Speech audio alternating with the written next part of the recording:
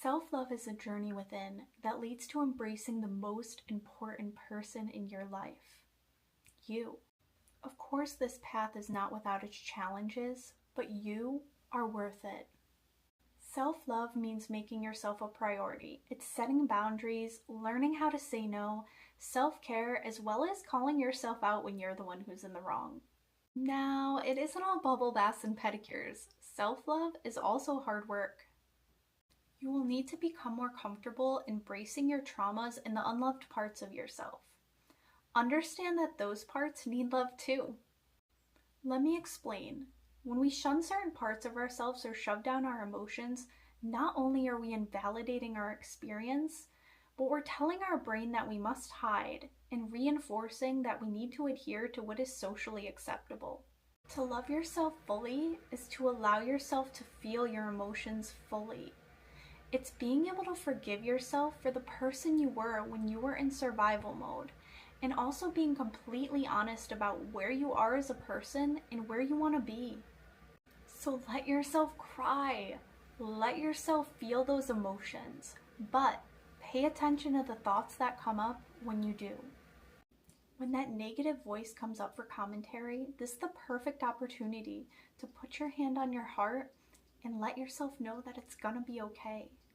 Tell yourself that you are safe, that you are loved, that you are whole. Whatever it is that you need to hear in that moment, be that for yourself.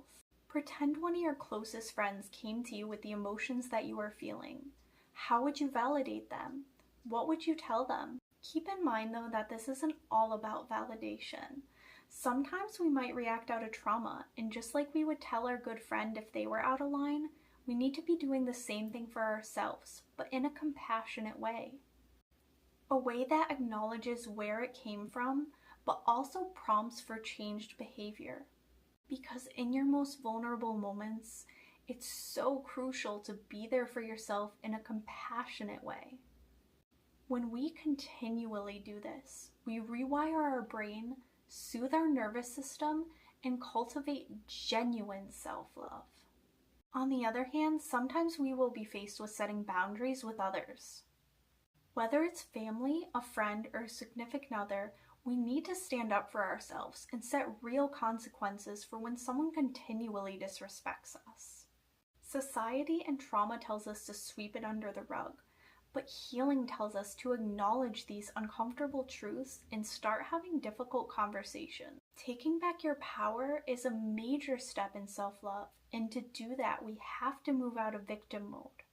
Remember that when setting healthy boundaries, if they get triggered, that is not your responsibility. Just the same as your triggers are not other people's responsibility either. If they become upset, it's either because they benefited from you having a lack of boundaries or it triggered a trauma response within them. But either way, continue to uphold that boundary. Sometimes self-love is just giving yourself permission. Permission to rest, permission to take up space, permission to shine brightly, even if it ruffles some feathers. In other instances, it's about taking time for yourself. Time to exercise, time to read your favorite book, take a bubble bath, or maybe just rest. Listen to what your body needs. Sometimes what we need might not always be what we want, and that's just a part of acceptance. For some of us, we have wounds around our physical appearance. With so much pressure from society and sometimes even people in our own lives, we tend to put unrealistic beauty standards on ourselves. Try viewing yourself naked in the mirror and getting more familiar with your body, especially if you tend to avoid mirrors at all costs. Let the emotions come up when you do. Don't shy away and give yourself love around it. Tell yourself how lovely you are, especially those parts that you're not so fond of. Notice what your body does for you every day. Have gratitude for that. And know that we all have a unique expression of beauty.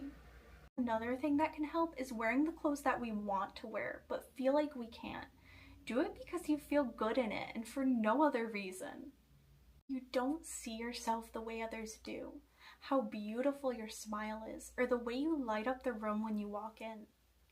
Some things you can look into to help this process is therapy, somatic dance, breath work, meditation, inner child healing, and shadow work. As you can see, there are many facets to self-love, and they are all very important. So give yourself the things that you needed but never got, as well as permission to be fully and uniquely you in the highest capacity. Because your true, authentic self is beautiful beyond measure.